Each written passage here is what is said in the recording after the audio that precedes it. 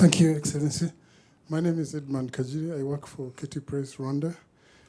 Your Excellency, I would like to ask you to take us through the 25-year journey. I would like you to take stock of the last 25 years and probably tell us how you started from scratch to where the country is today.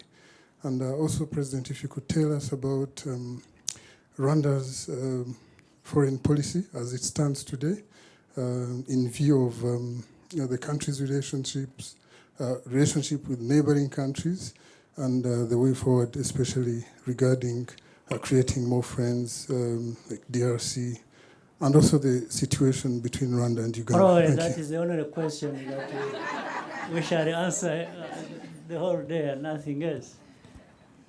First of all, the first part, the journey is so long that if we went into it, I don't think we would do anything else. But 25 years have seen us go from scratch, almost nothing, if not just a total devastation, to something we see today of a country that is continuing to rebuild. And this rebuilding is not infrastructure, fine, we can see it, but the rebuilding of social fabric, which was completely destroyed. The family, Rwandan family, had been shattered. And so we had to build the sense of hope, belonging, the future, and again, even moving from having little or no resources to having to deal with continuing adversity. So we fought one war of liberation, and when we thought we were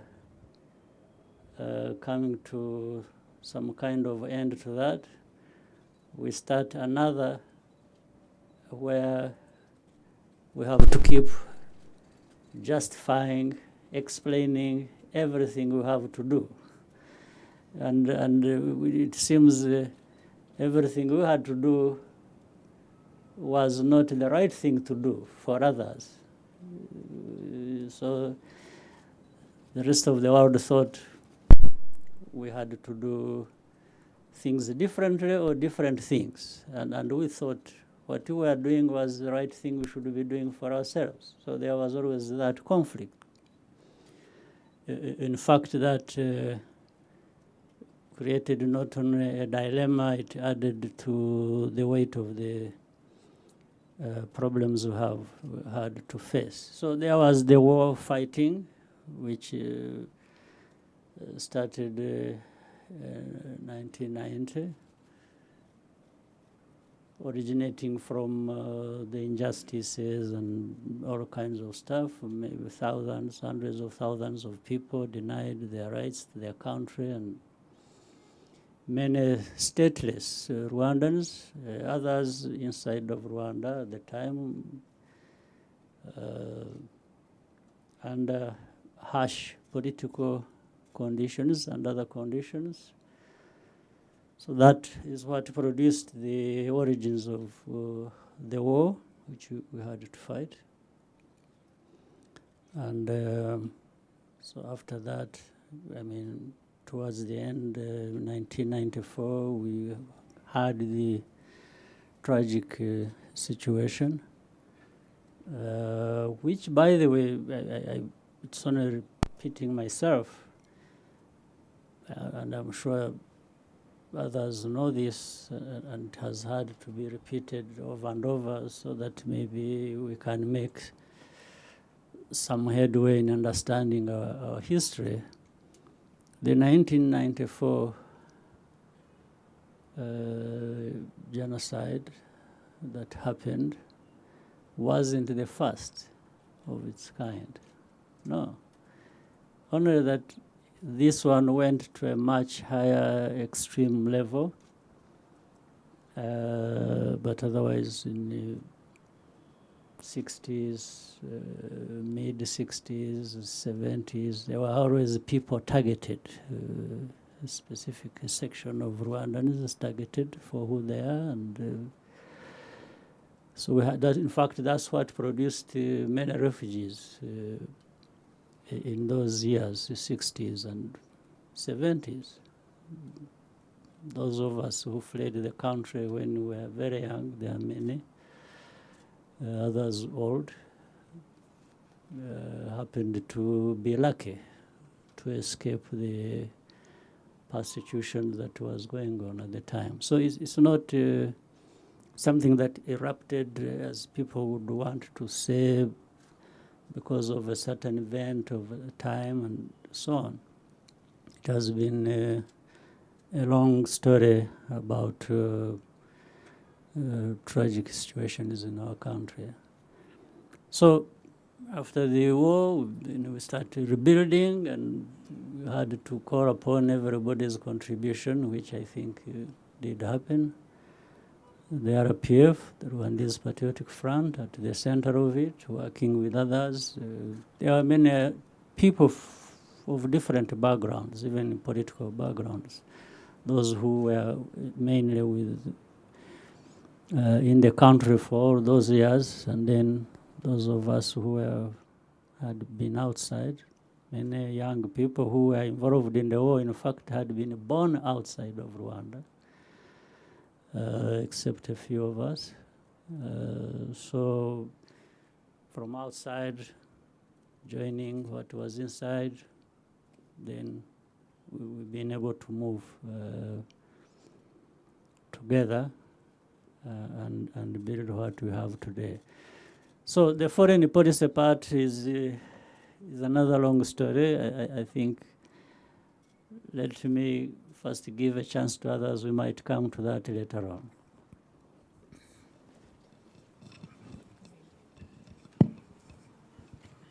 Excellency, it's a pleasure to see you again.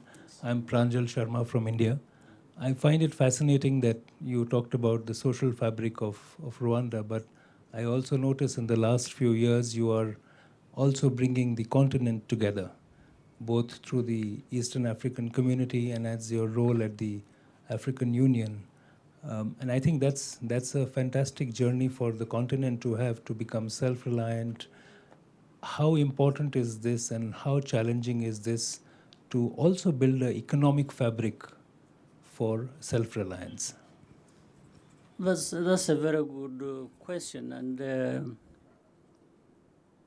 Rwanda, we never saw ourselves as an island, as a country that has had its own problems and maybe trying to find solutions, and it ends there. We are part of a much bigger family, which is our continent. Rwanda is part of this African continent, and it's not an issue of saying, we can make a choice of this or that. It is what it is. It's a fact. So we have to deal with this reality that we are part of the East African region and much wider the continent as it is now 1.2 billion people, almost the same size as India's. So and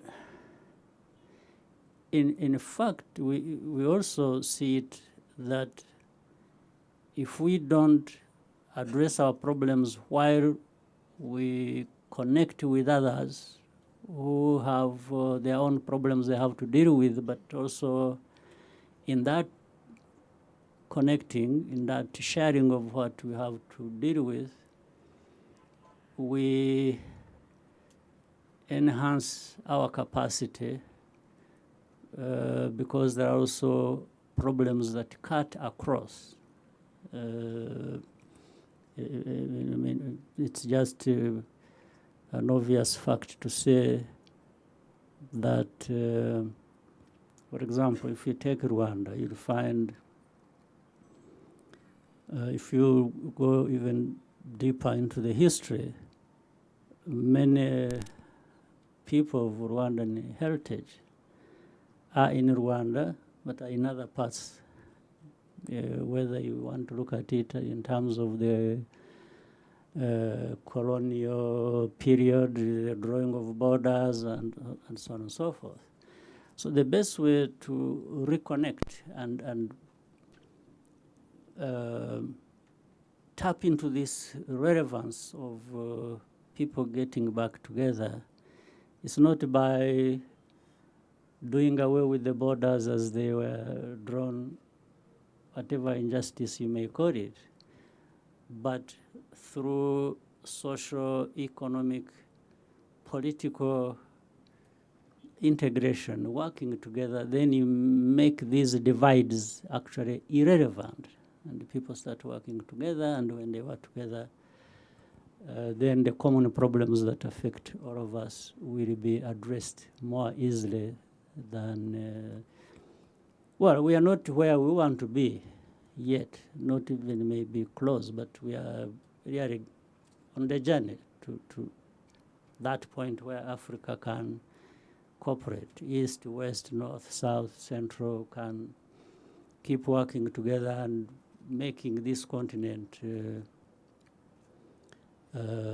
what it should be, because of the many, not only problems and solutions that cut across for our problems, but even aspirations. The aspirations of the Africans in the North and the South and the West and East, they're really the same. They all strive to achieve one thing, prosperity. And in fact, if you look at what happens, the rest of the world, they approach Africa as Africa, not... it's very interesting because they approach it as Africa, but then divide it for easy management of... you know, it is one thing, they want to say, oh, this is... That's why you find the narrative is almost one. It's one narrative about Africa. It's this place where everything goes wrong, where we have to go and help and do something good for them and feed them and sometimes praise them so that we can use them and, you know, different things like that. And of course, in the end, exploit them. Yes, that's what it is. So it's one, it's divided for ease of management by outsiders. But other it is one.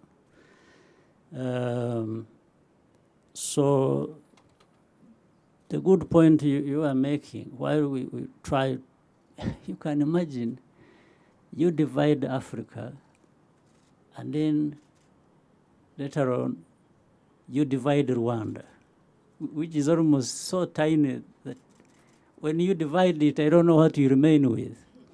Yes, the small parts of a small part is too small. But Rwanda suffered this division, you know, among ourselves, which speaks to the stupidity of our politics.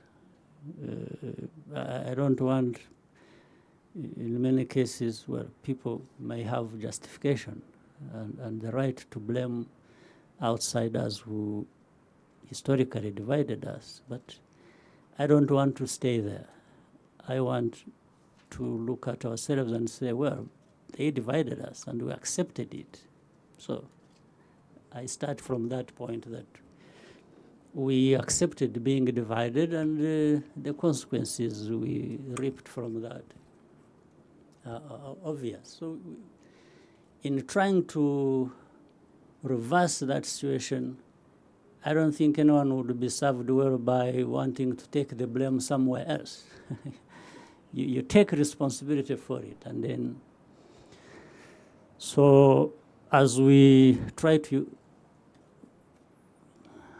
bring unity to our people, it makes sense, and it works. It has worked for us, and it makes sense that you take it to another level of the bigger part that, or world that affects you, which is our continent.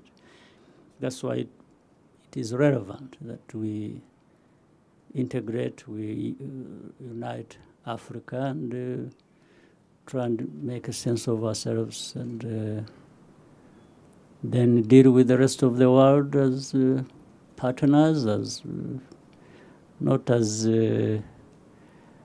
subordinates or second rate, or which has continued to be the case. And I hope, I can see many of you are much younger than me, so forget about our mistakes. Try and do your part, and see if we can improve our situation. Thank you, Mr. President. Well, we take another question. Vicky? Hello, everyone. Hello, President Kagame. I'm from Sierra Leone, and for the longest time, we always look to Rwanda as a point of reference because we feel like, you know, we have kind of this shared history with civil war and civil conflict.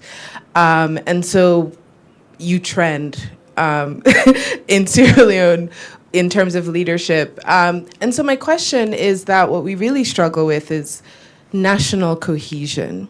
Every time we have elections, it's like we forget that we're Sierra Leoneans and it's the North. And this isn't, they aren't really divisions that outsiders created, but it's more so that politicians tend to use it for votes. And so we just had an election last year, and we're still kind of trying to find a national platform. And so what I really want to understand is what specific programs, or like what did you really do? Like 2 or 3 things that you feel like you implemented in Rwanda that got Rwandans feeling like we're all, like it's so neat. So I'm looking outside, I'm like, did everybody wake up and just say, we're going to be neat, all of us? Nobody, you know, we're just going to be correct people. Like, how do you get everybody united behind the cause once you do decide what the cause is? Because I think for, at least as a Sierra Leonean, that's what we're struggle with. We're not yet united around the cause, but I don't know how we, is it school? I don't know what it is. So I would like to hear from you. Well, that's a very important and very broad question, but I'll try and say, for Rwanda, we've learned from our tragic history. When bad things have happened to you, well, there are 2 ways to go. Either you are left broken and therefore later dead and may not recover, or just keep surviving. That's one way to go. The other way to go is learn lessons, be hardened by that in your thinking and in your action, and say, you know what, I have had it, I have survived it, but I can find within myself some sense of purpose and move on and do better and be better. And then in that process, you keep identifying some of the things that can help you to keep improving.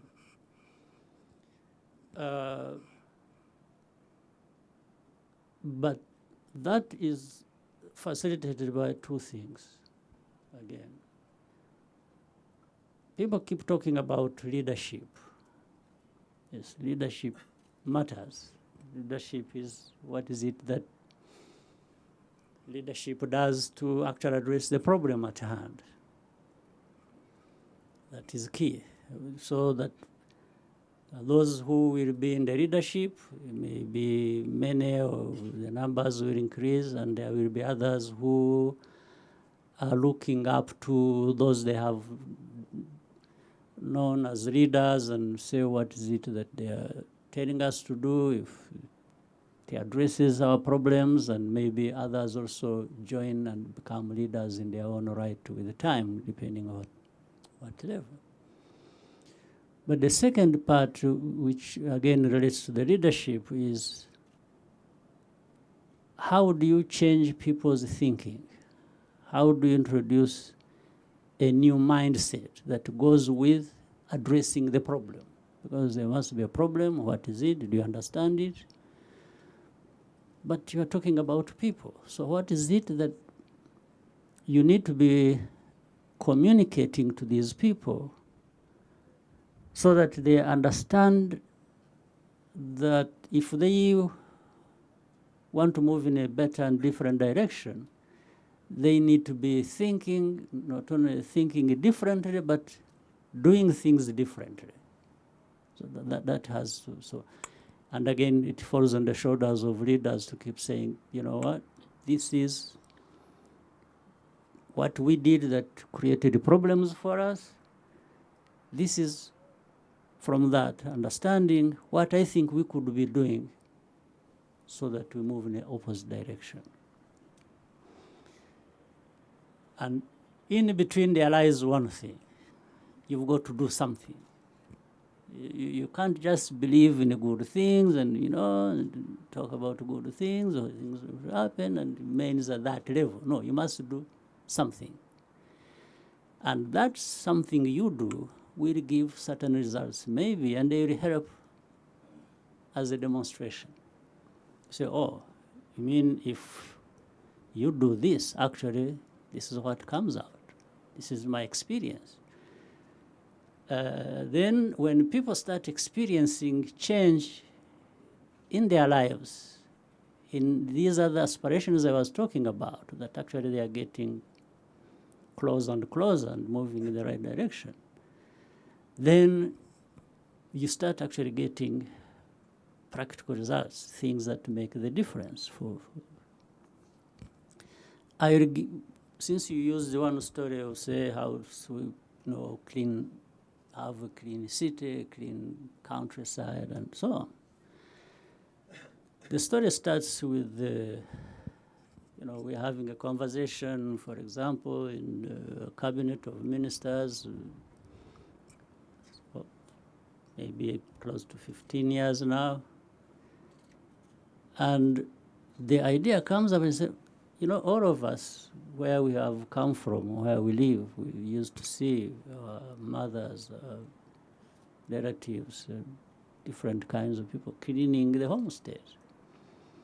You wake up very early morning, each one is going to do different things. Either the young one is going to school, or the other is going to graze cattle, or the other is going to fetch water, or whatever thing. But you also found there are those who woke up so early to try and keep the home clean. It has many implications. It has to do with the hygiene.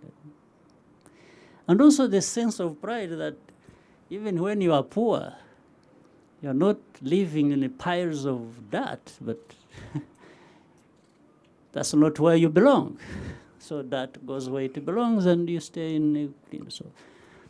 And we said, suppose we elevated this home to a bigger thing. This is a country, this is a city.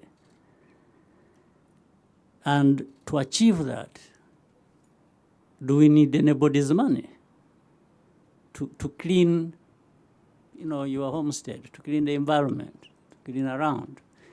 Do we need to go mobilizing for funds from donors? No. All we need to mobilize is just our thinking.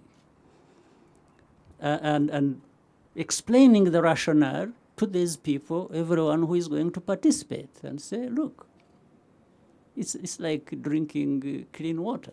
When you want to drink water, you look for clean water. You don't just go for any water. So we need a clean country. We don't have to be buried under the dirt all over the place. So that's how it starts. And the moment you can see, you have, it starts with the thinking and then action. But that is what happens in everything else that creates that change that you want in a society. It's the thinking, it's the rationale, it's the action, and then the organization of how to do it. And if you have really completed the circle. So, you know, we may even sit here and think it is simple, but maybe it is. But on the other hand, everybody else you can think of has the capacity to think like that. But why don't we get things happening like that everywhere? So, and this is why I said the difference comes from whether you are able to do something. You do it. Because we all might understand the same thing, the rationale, but somehow we don't, not all of us are going to find it in ourselves to start doing something that takes us where we want to be. So that is something I can't explain. That's how it is. But we can keep talking about it, and people need to keep it, because the more you discuss it, the more you show the benefit, the rationale, and behind it, and so on. I think you keep creating a bigger number of those who understand and say, you know, this idea makes sense. Forget even about the person behind it who makes sense. Concentrate on the idea itself. Does the idea make sense? It doesn't matter who brings the idea for me. It's the idea you look at. Because sometimes people may even think it's a good idea, but because of someone who introduced it, they are drawn away from it. So, and they lose the big thing. So what we have tried to do, therefore, is to keep thinking, working together, and bringing out these ideas we think.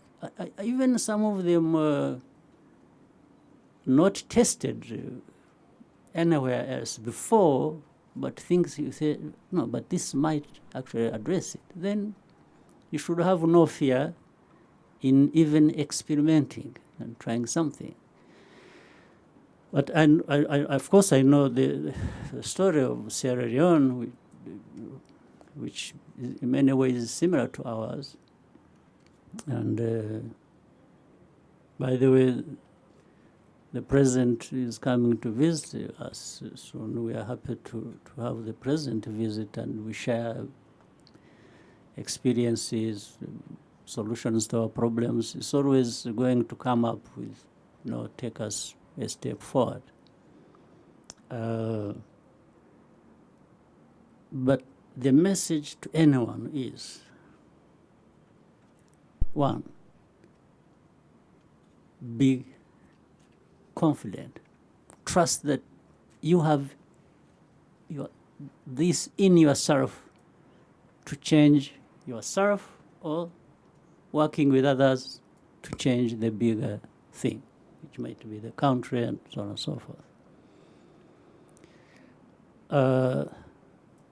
The second, before you go looking elsewhere for a solution, do that. Find it, try to find it from within you.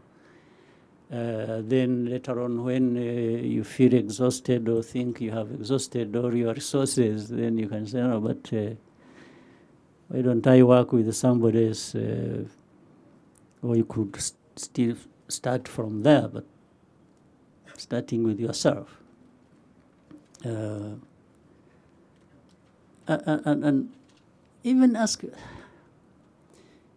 you know, this history of ours has made us wiser in many ways, the tragic history, because we keep asking questions. We ask ourselves questions. Why? Why we? Why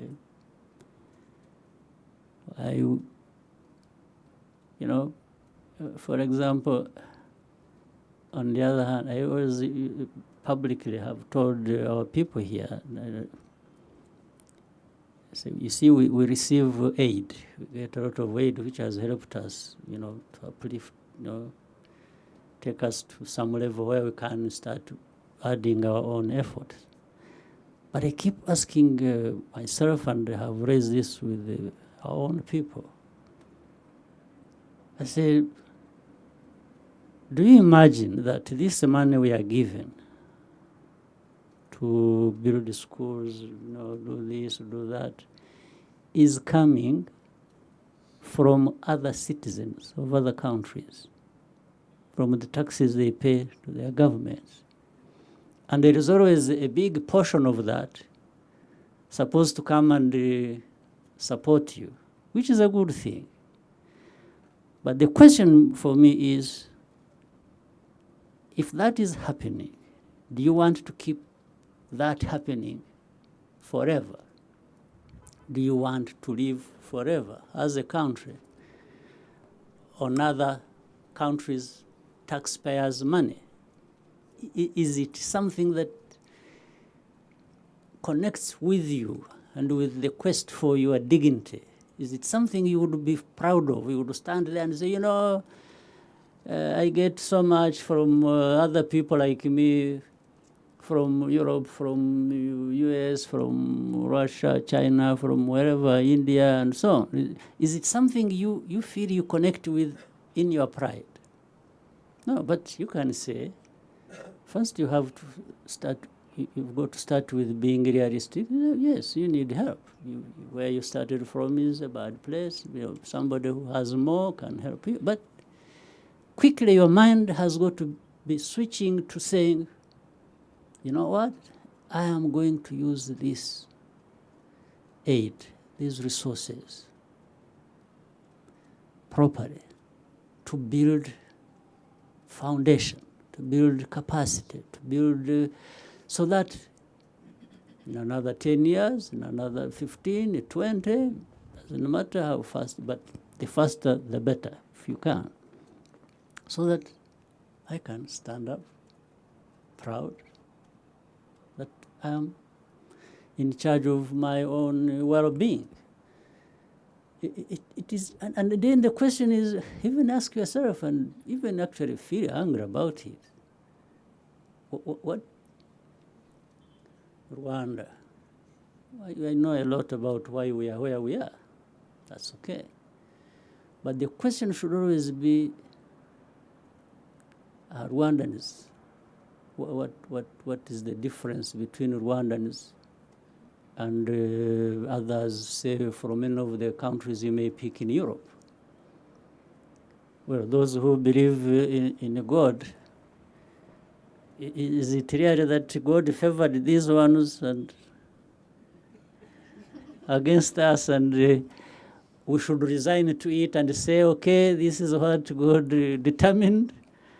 But I just can't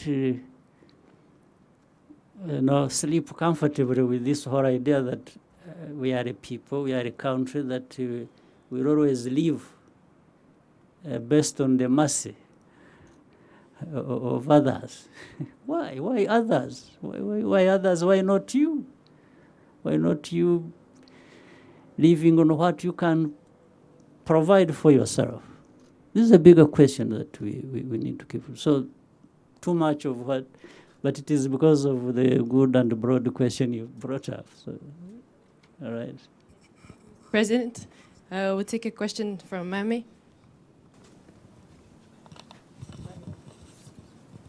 Thank you. Hi, Mr. President. My name is Mami Ajay. I'm from Ghana. And I read recently that the members of the ECOWAS state had agreed to a single currency. And I was wondering, being the president of the AU, do you think that's something that's viable for the entire continent? And what do you even think about the ECO currency that the members of the ECOWAS state have decided to use? Well, I can already sense that it is a good thing, even without knowing the details. Why? Because don't some countries have actually common. It was single currency. Only that it is managed from outside. You know what I'm talking about?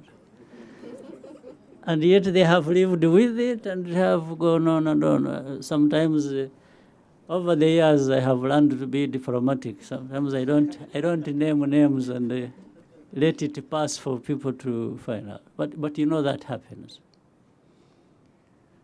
So if people have lived with that for so long, I think bringing it closer to them and owning it is certainly going to serve them much better, even before we talk about other details. The others may be technical details, they may be, but that principle alone, you've already made a huge step by saying, instead of having my economy being determined from outside, or my currency and how it operates to feed the economy and so on and so forth, being determined from outside, I am now the one in charge. It's a huge step. The rest is how to manage that process and looking at the technical issues that have to be taken care of, or even the political issues, of course, which is going always to provide the environment for this thing to work or not work. So my answer is I salute them for doing that. Yeah. Thank you, Mr. President. Take a question from here. Good morning, President Kagame. I'm Mariam Soumaré, journalist for Jeune Afrique. Going back to Rwanda, I was part of the liberation tour this morning, and we have visited the former headquarters of the RPF. And I was wondering if you could tell a bit about what this place represents for the country, for the party, and for you as a leader. Like, what importance does it have for you? Well, it is a historical landmark. It is part of a long journey from the beginning of the struggle to where we are now. We lived there, we survived there, we fought and,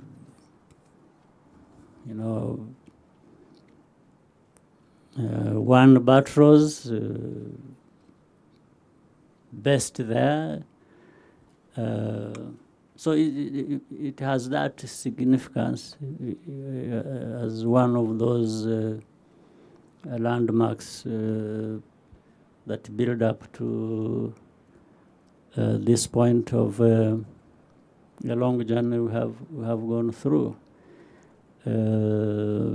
As I said, the one word among others I used, survived there. The fact that we survived there, or from there, then I think it says the rest. That's where we're able to reorganize, we're able to launch. What was really initially to launch, other than fighting from there and organizing from there, all kinds of things, it's where also, I think you are talking of Umulindi? Yes. The two things. On one part is where we launched what was supposed to be a process of forming a transitional government that was supposed to be there as a result of the Arusha peace process, which never happened. It's also where we started from when we launched the operations to fight back, and when genocide started and so on. So it has that significance. Thank you, Mr. President. Take a question from there. Thank you. Your Excellency, thank you for hosting us in your beautiful and very clean country. I'm from Zimbabwe, and you visited us a couple of times. My question is around perception. We are trying to rebuild our country. We're trying to rebuild perception. When it comes to our economy, when it comes to tourism, we want people to have trust in us again. And it starts with our African counterparts before we even extend it to the world and the Paris Club and all of that. What would you say as advice in terms of rebranding as a country that also had to go through it, where people say, can I visit Rwanda? Is it safe? What would I get out of it? What would you say for Zimbabwe? Because you have commented at time, even you visiting our country is support, and we appreciate that. But what would you say we need to work on to position ourselves in a place where we still can attract the tourists we need, we can still get the FDI we need and the support that we need to rebuild 37 years later? Yeah, perception will be there. You can't avoid it. That is something we share with many people. And mainly it is this perception that actually portrays you in a way that you may not be. By the way, we still suffer from that ourselves. There are still many who wonder or don't even fully believe or don't know that the country has changed. The moment you mention Rwanda, there are those who still think it is 94 or the situation after that. Even this moment, we still have that. Or, it's very interesting, there are those who have even been here, who have seen what is here, or can even compare what is now and what was in the past. And they still say, is this real? Isn't there something underneath? There is always that. There is always, drawing, being drawn to the negative. And so, explaining your point of Zimbabwe, where I'm using my own example, we know that that is there. So don't be discouraged by it. Just be educated by it. And the first point you get educated about is, you need to work hard to change the perception. You can't bribe your way through it. You can't just sweet talk, some people and things, and even if they say, okay, we agree with you, and you think things will be fine. No. You keep doing your best. You keep, if it is, of course, countries are governed the way you govern, the different institutions, the way they operate, the way the people of your own country feel about what is happening, will always come out. And before you even convince anybody from outside, so that they don't have wrong perception about you, convince your own people. Make sure they are with you in saying, no, look, whatever you are saying, we feel there is a change. So concentrate there. Concentrate on making sure that your people are involved, they are benefiting, they can themselves push back on this story of the wrong perception. But that means also that it is going to be built on tangible things. Yes. If the country is hungry, if people have nothing to eat, they will tell people that they have nothing to eat. and so when the outsiders are saying it, don't go against them and say, no, why are you saying that my country is starving? When actually people are starving, they are starving. So, and they have, but if you tell me, the outsiders say, no, the country, the people of Rwanda are actually starving, when the people of Rwanda are saying, no, we are not starving, I won't even have any fight with you. saying that the country is starving. I just ignore you and keep. Eventually, you will get tired of telling wrong stories about me because my people will be there to disprove you. And it is what matters anyway. Yes. But it's twofold. Let's say with Zimbabwe, because it is a recent case. And as you rightly said, it's the reason we have connected with Zimbabwe, we have come there and visited, we have said things about, to sort of say, give them time. They need time. What they do with time is a different issue now. And that's what falls back to the responsibility of the Zimbabweans themselves or the government. We tell people, it's not a switch on or off situation. You can't just switch it from, flip the switch from one side to another and things have changed. No, we don't have that kind of thing. So that's why we say, whatever change has happened, has happened. There is a change in Zimbabwe. Second, the problems they have, or like any other country, cannot be resolved overnight. Certain things have got to be done by the Zimbabweans themselves. Well, they've got to do these things in a certain way, but still that falls on the shoulders of the Zimbabweans. And to prove that point, that they are going to do it and they are going to change. So for us, it is to say, we can be with you and work with you and share whatever we can from outside. But it's a responsibility of Zimbabweans, as there has been of Rwandans when it comes to Rwanda, and it is of others, no question about it. Then the third was to say, give them time. Or even allow them the tools, If you are saying, no, I want you to change, okay, we say time, but at the same time, they are under sanctions. And when you are under sanctions, you are being denied the tools to apply to actually change the situation. So you can't be the same person who has applied the sanctions and then you say, I want you to change in a very short time, when part of the change requires what actually you sanctioned. So it doesn't make it, there's no sense in that. So this is what plays out there in the arguments outside there, which all of us can contribute to one or the other, but the Zimbabweans are irreplaceable in dealing with their own countries, yes.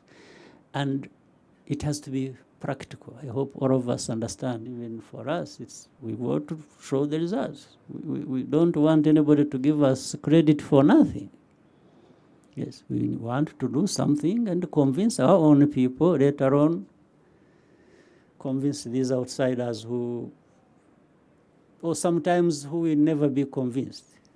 Yes, but the moment you are with your people, it's a done deal. Yes. Thank you, Mr. President. Let's take a question from Colin. Thank you very much. My name is Collins. I write for the New Times Daily. During the liberation struggle and the period after, much was asked of the young people at the time, either soldiers or in other capacities, and it took a toll, and it became the key element of their lives at that point. From your generation, what do you ask of young people in this time? At this point, what does your generation ask for of young people? Thank you. Sacrifices or otherwise? You see, just make the right contribution. Sacrifice may extend it to some point that worries people, that they've got to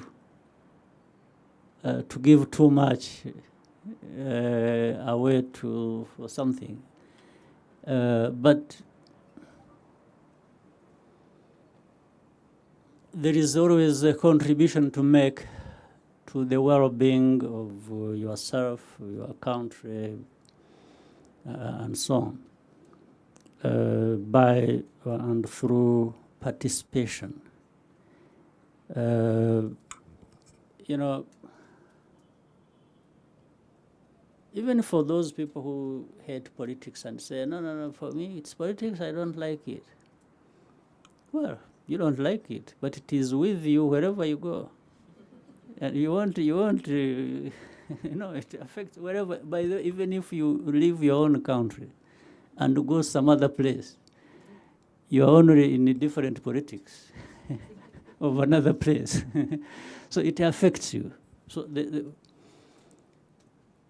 but for me, I would prefer actually to be affected or to be in politics that I can make a contribution to. Yes, instead of being in a place where politics affects me and I have nothing to do about it. So what I mean. So therefore, go back to the word which I didn't want so much to use. The sacrifice is, don't jump too fast to this you think is the easy way out for yourself. For example, you may be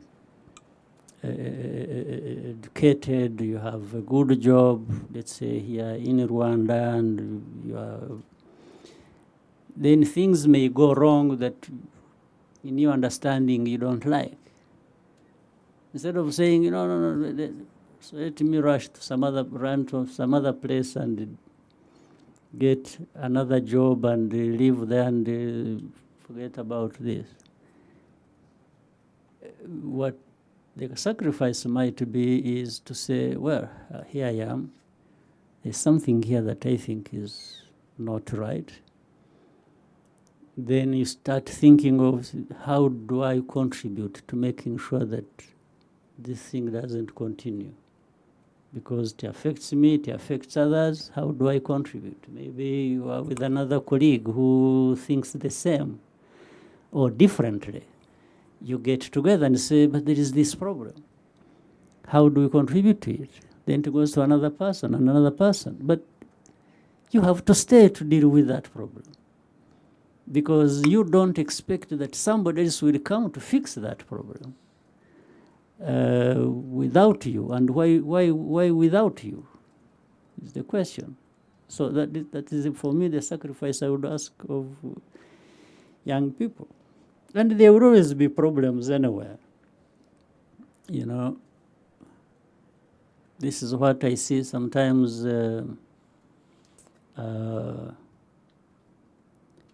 when people are questioning you about problems in your country. I always feel like saying, what happens in your country? What is it?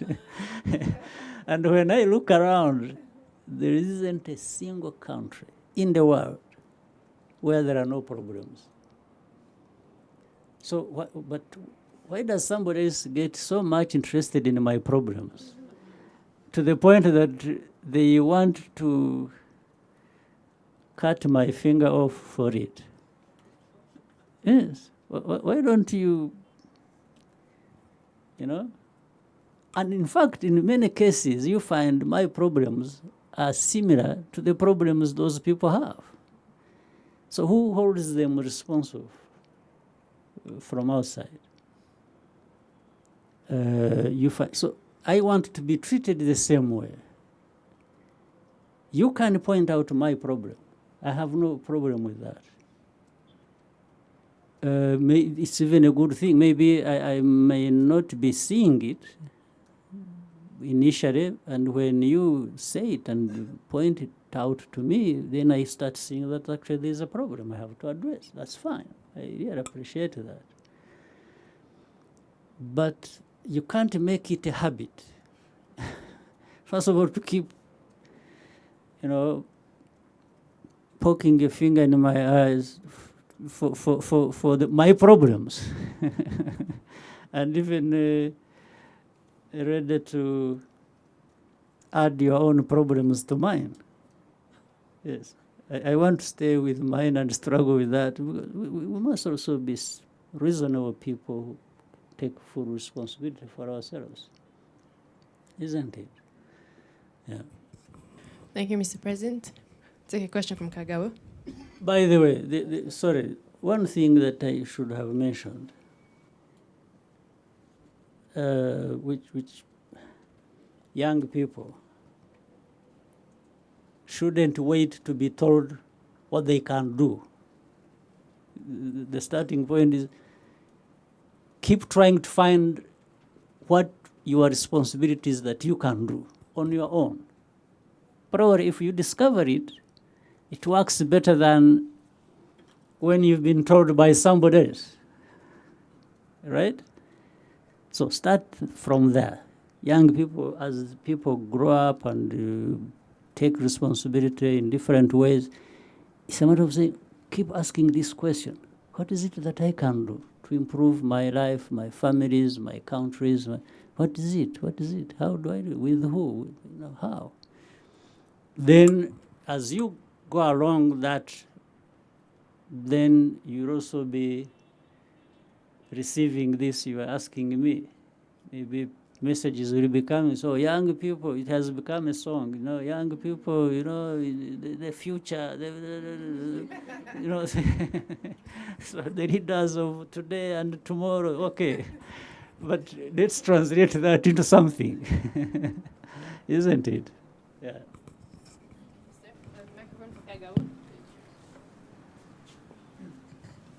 Murakoze nyakubahwa Perezida wa Repubulika, nitwa Jean Pierre Kagabo, nkorera RBA. Iyo ugiye hirya no hino mu Rwanda muri iki gihe twizihiza kimwe cya kane cy'ikinyejana u Rwanda rwibohoye, abanyarwanda baba bafite imbamutima nyinshi zo gusobanura aho bavuye n'aho bageze.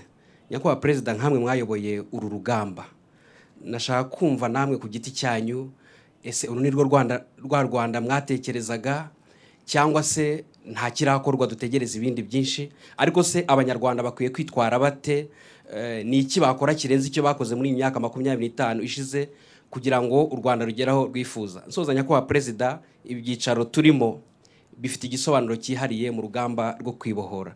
Aha hantu turi ku gasongero k'inteko ishinga amategeko, muhavuga iki nkamwe mwari muyoboye uru rugamba? Murakoze Perezida. Mu myaka 25 ishize mbona hari ibintu byinshi byakozwe, ndetse bimwe bikagerwaho abantu batari bazi ngo barabigeraho.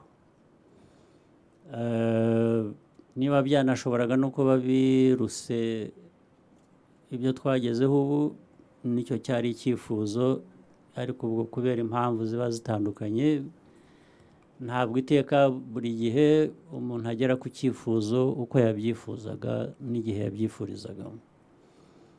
Ariko iyo ubona uri mu rugendo rwiza rugenda rufite aho rukugeza, ibyo nabyo urabyishimira. Waba uri kuri 80% ukavuga uti Imana ishimwe. Byaba biri ugahora mbese upima ureba, noneho unibaza utari ko impamvu ntageze kuri biriya nashakaga ngo ngere kuri 90 cyangwa 90 n'ibirenze ku ijana n'iki. Icyo bigatuma usubira inyuma noneho kugira ngo indi ntambwe ugiye gutera urebe ibyo wakosora. Ariko muri rusange navuga ko aho tugeze mu myaka 25 ari mu nzira y'ibyo twifuzaga ku rwego runini, ariko sinavuga ngo buri kintu cyose.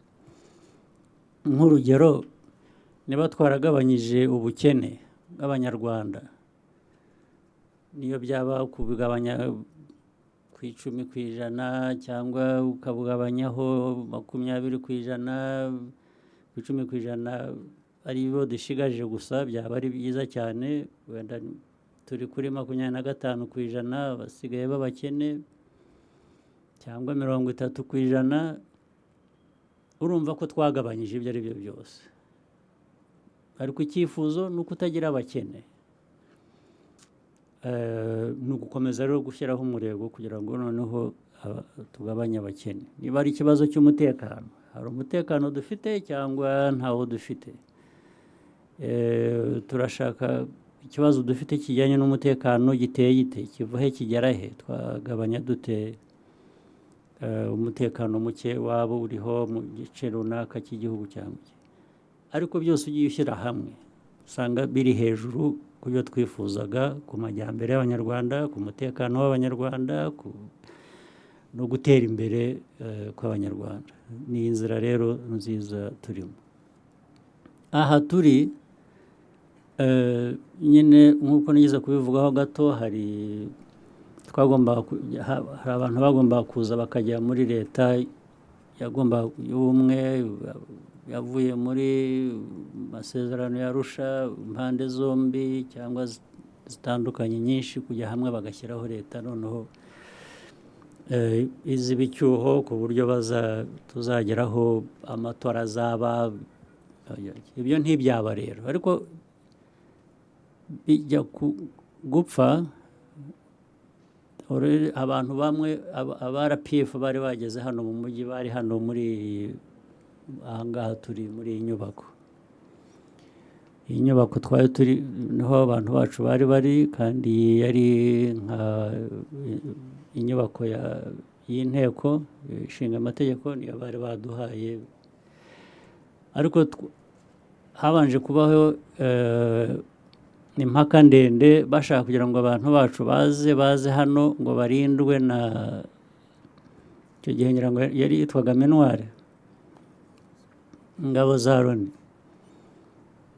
Turavuga tuti ingabo za Loni ntabwo twanze ko zigira uruhare rwabo, ariko byaba byiza ko twakwirinda ubwacu natwe tukongeraho ku mbaraga za Loni. Nibwo haje rero abasirikare barinda abo bantu bacu. Hanyuma ho iby'amasezerano bipfiriye leta itakigiyeho biturutse ku ngoma yariho icyo gihe, leta ya Habyarimana n'abandi bari bafatanije. Hanyuma ibyabaye havuyemo intambara. Aba rero n'abari bari hano baje baherekeje abagomba kujya muri leta icyo gihe, nibo barwanya intambara nyinshi hano zo kurinda abo bantu bacu, ariko no kurinda n'abandi bahungiraga hano icyo gihe. Hanyuma hagiye hashamikiraho n'ibindi bitero byagiye bijya ahandi, gukiza abantu cyangwa kurwana n'interahamwe n'abasirikare babicanye icyo gihe. Thank you, Mr. President. Take a question from Shinra. Kosi. So my name is Lu from China's Xinhua News Agency.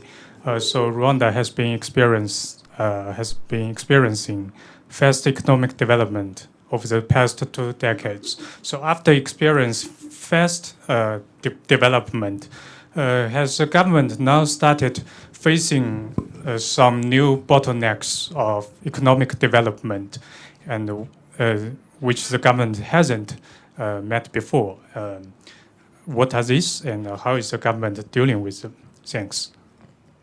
Yeah. Well, we are happy that we've made decent development in terms of growing our economy. Our economy has grown decently, and because of different prudent measures we take, we always try to balance what we have in terms of resources and what we can do with those resources, where we get them from and what we can do. We've always been prudent about it, and we have found that, for example, even our domestic revenues have been rising very fast, and we have also been getting support, money from outside. We try to increase our exports, but we also get money from other channels, like I mentioned earlier, in terms of official development assistance that we have got from different partners. So everything has been on an upward trend. We've been, whether it is, as I said, domestic revenues and the institutions we work with, the multilateral institutions, sometimes have given us money on the basis of good performance, and even when they have promised us support, when you have utilized it well and made it productive, and they give us more resources again, which we invest and keep going forward. So I think so far, so good. And even when you look at how we've been reducing poverty arising from the investments we made in and with our people, the progress continues. I think the main challenge we have is not a new thing that has come up because of this growing of our economy and different sectors growing. The challenge we have is that of the flow of resources. I said we get resources, but it is always never enough. You always feel you needed more, to invest more and get more from that. So the main challenge is just to make sure that we sustain this growth that we have been registering, and therefore consolidate the good gains we've made and make sure that we don't fall back on any of these things. That is really the main thing. We just need to be doing more of what we have been doing, not less. We haven't reached a point where we are saying, no,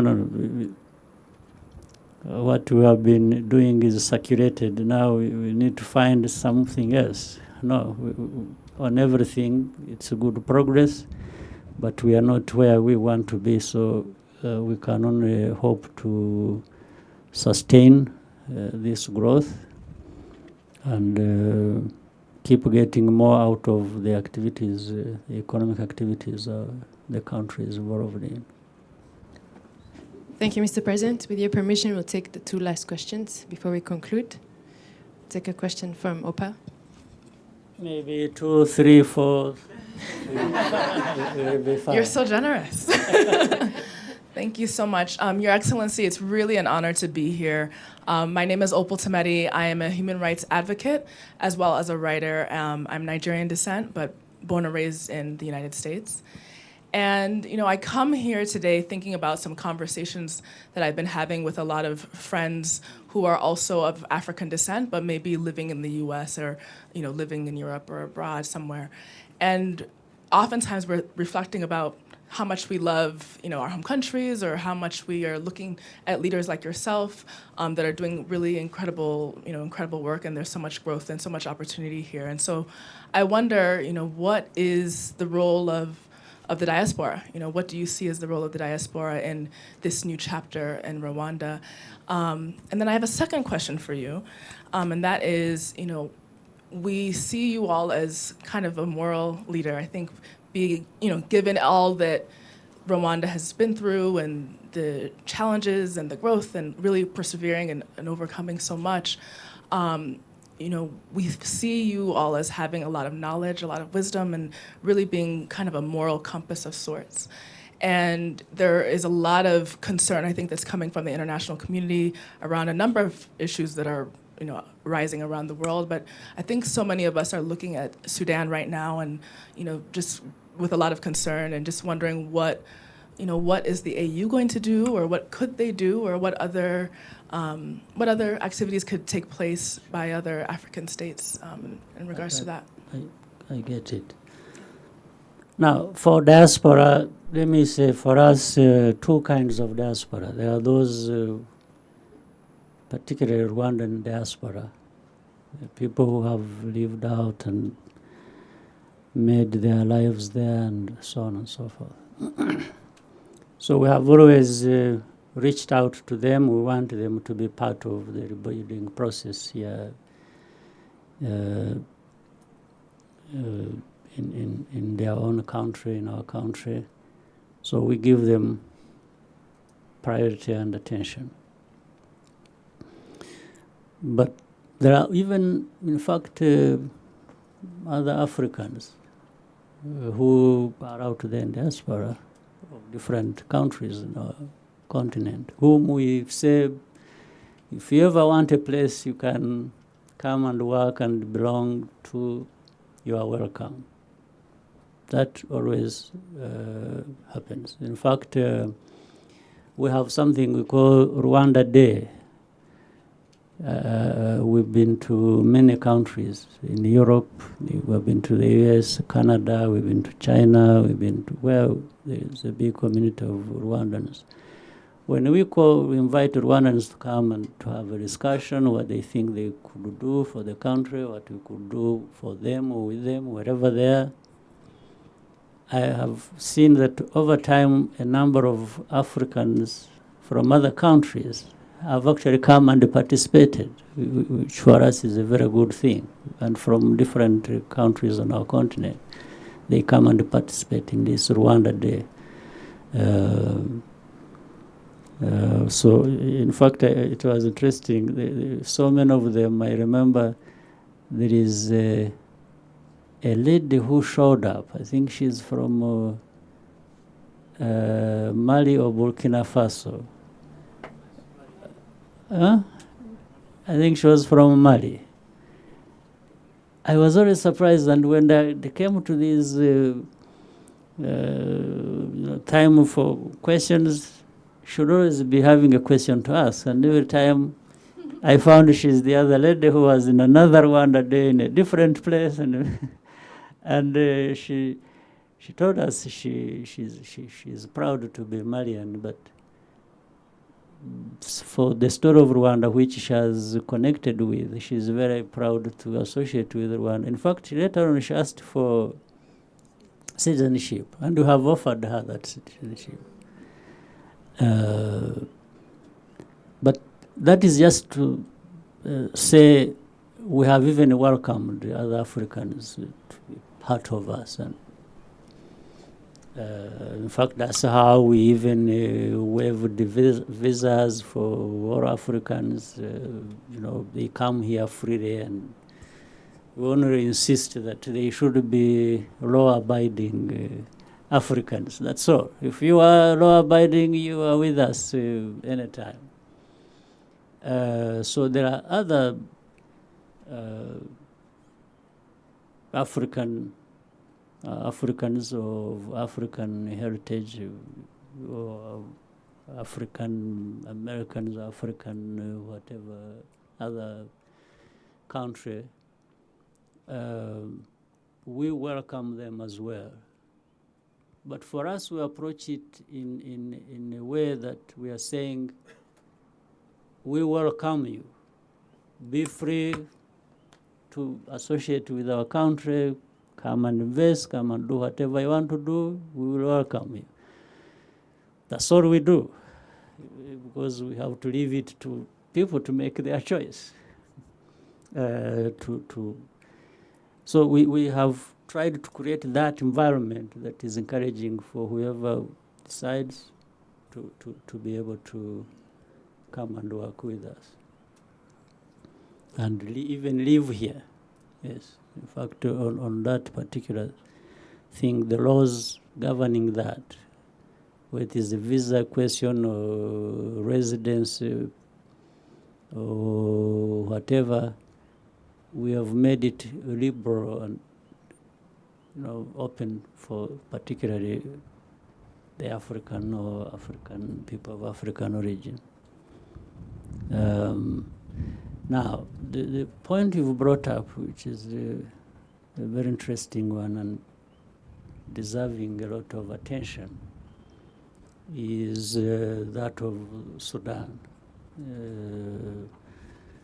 See, everyone seemed across the world seemed to be very excited that change had come, and not only just come anyhow, but a change that came about because of pressure of the citizens, of the people of that country. When it comes to that, you don't have many questions to raise about it.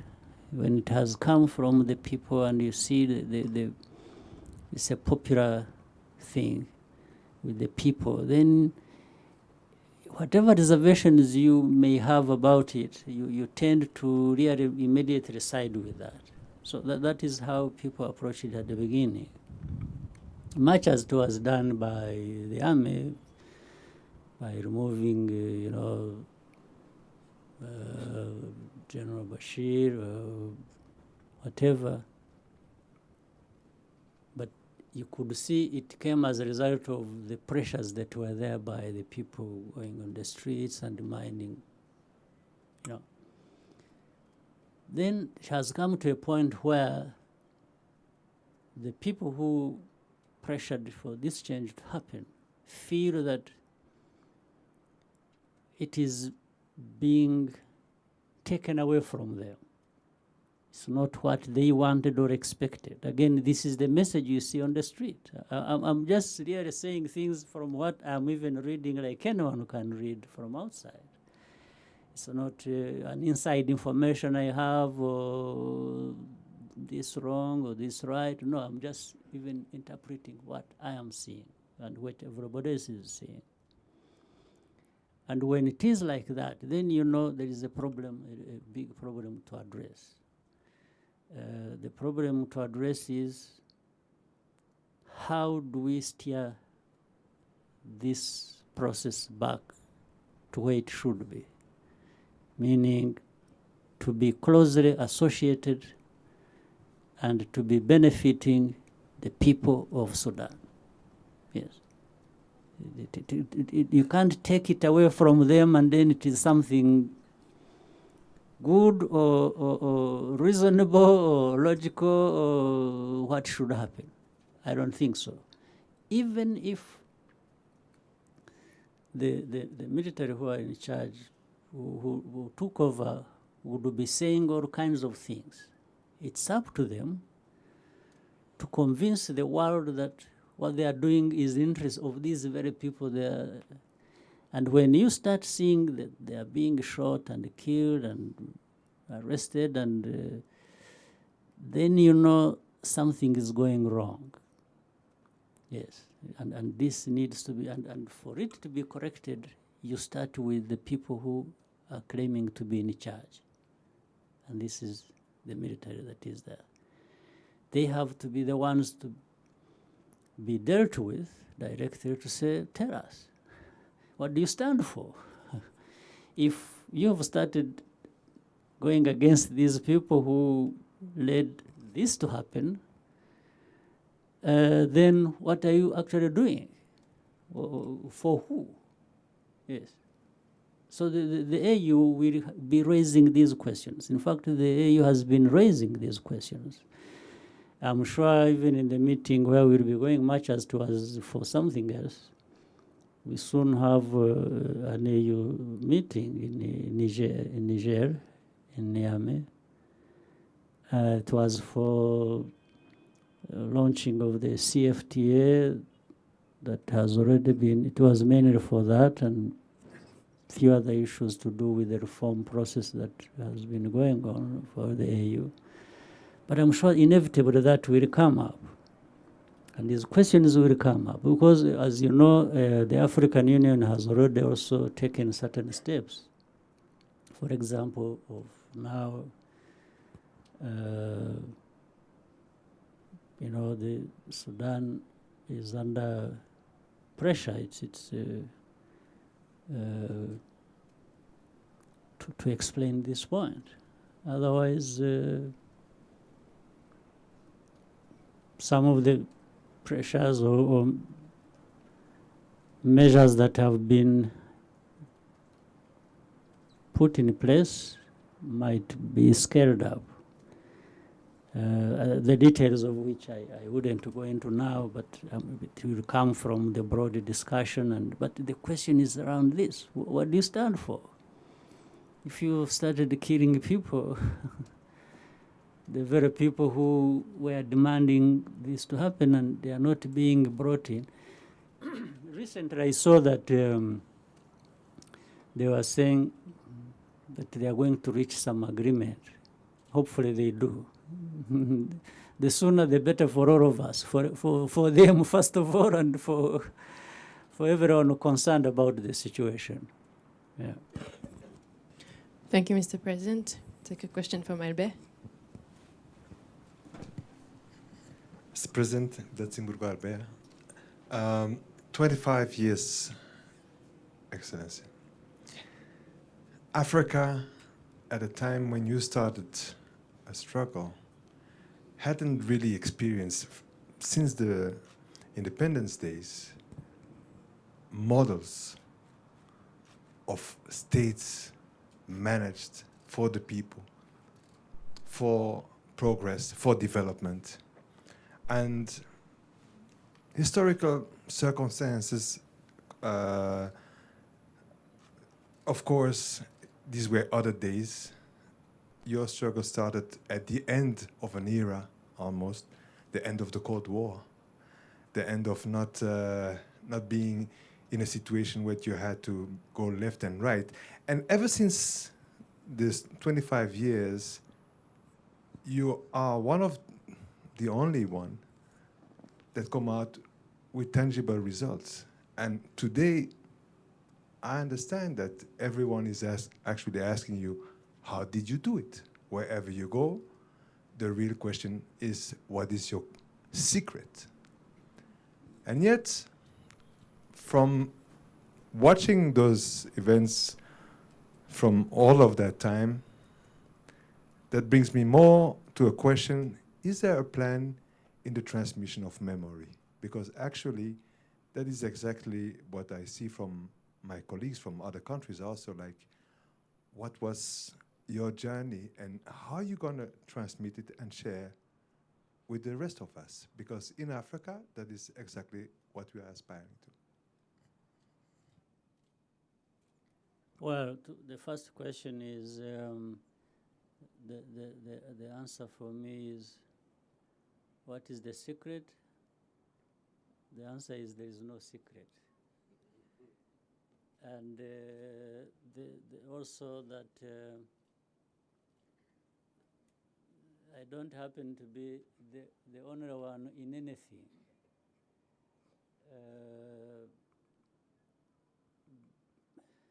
It's always going to be with others, with the people. That's part of the secret.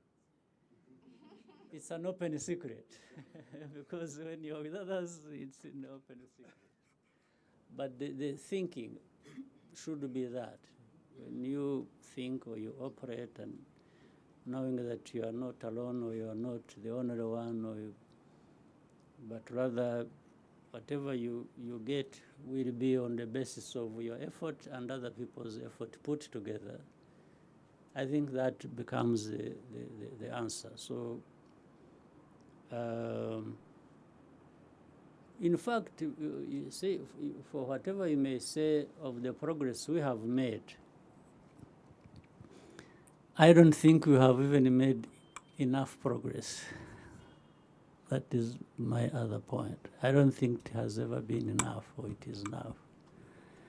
We just need to keep going and keep doing more and better. And it's almost a daily thing.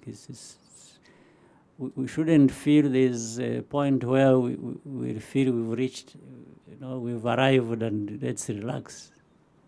That's the whole thing. And the more people that join that direction, that path, the better for everyone. So that is the best way to do it. Keep going. Even when you are doing well, be worried of something. Yes. Don't ever feel all is well and that's it. No, all is well, but always be worried about something.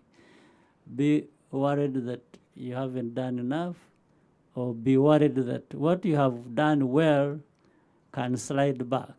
So there's always something to do all the time. Keep going, keep going.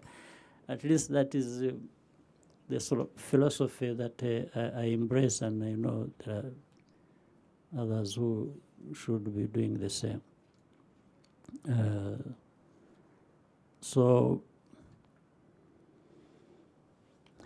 we will always try and for 25 years you look back, you find whatever gains you have made, it's on that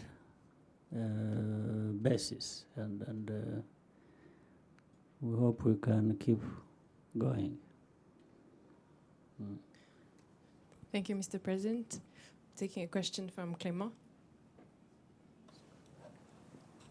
Many thanks. My name is Clément Ulinjimana. I work with Reuters.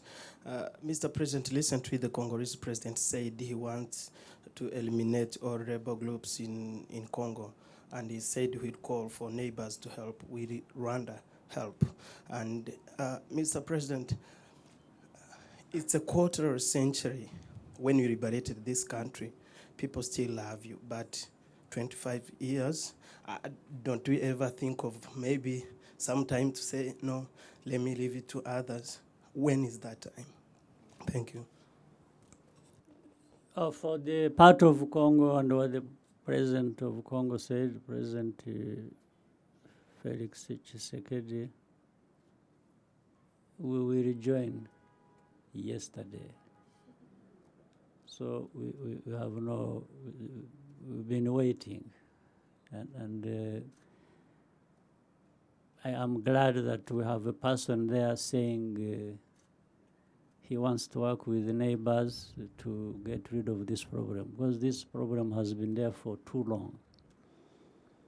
And it affects Congo, it affects the neighbors, it affects all of us. So there is no point in sitting with that problem or allowing that problem to stand in the way of the progress we should be making. So I'm happy really that that is the way the President of Congo is going, and that's what he's thinking about. On the other part, I didn't get the question very well. He said, leaving something to somebody else? Sorry? Leaving the office to someone else. Yeah, there are many who want it. So they have got to work hard to get it. And for me, there are two things. There is my personal choice or decision to make. But that is not going to be the only thing people will consider or that I have to bear in mind. The other is also what the system that we operate in, of course, a system of people, the people having to decide. You know, sometimes it has become difficult to, it even becomes a sort of monotony or another time people looking for excuses when they say, oh, the people. Even when you do your own thing, you still claim you are doing it for the people, or that the people have asked you this, when actually you are the one asking them this. It happens. But I want to say it doesn't happen to everyone or in every case. So that means the situation will have to explain it, like in our case. So my personal view, maybe you were here or you followed what happened this last time. Actually, my view was not to continue. Again, for those who wish to be honest, it's an open secret. Whether it was in my party, which I interacted with and told them my view of what should happen next. Their view was completely on one side, my view was on the other side. So we reconciled that, and I agreed to listen to them. And I even said, but keep thinking about things differently. Next time, don't come up with the same argument. Maybe try to be, I have said this. So my position is, so then what you've said, therefore, is, I think, can be explained just in that context. But also don't forget that even if one may say, because I have even told the people, I have seen a book, there's a book, it's something accidental president or something. He's accidental president as well. So I think I might be fitting into that. I might be one of those. But when I am there, and by the way, being accidental president, if I may repeat that or use that, does not mean that I wasn't something else. I was, before that, before I became president, I was a person who fought, you know, and I mean fought. It's not the fighting I'm talking about is the real fight. You don't know it has many versions, but I did the real one, where every day you are not sure of surviving to the next day. So it is that. So if you ever think, if anybody ever thinks that you go into that situation just as an adventure or as a hobby or something, then you are terribly mistaken. It means I also have a sense of responsibility to what I'm doing, of the outcomes, and how I associate with all that. So I wasn't this as just an adventure, my brother.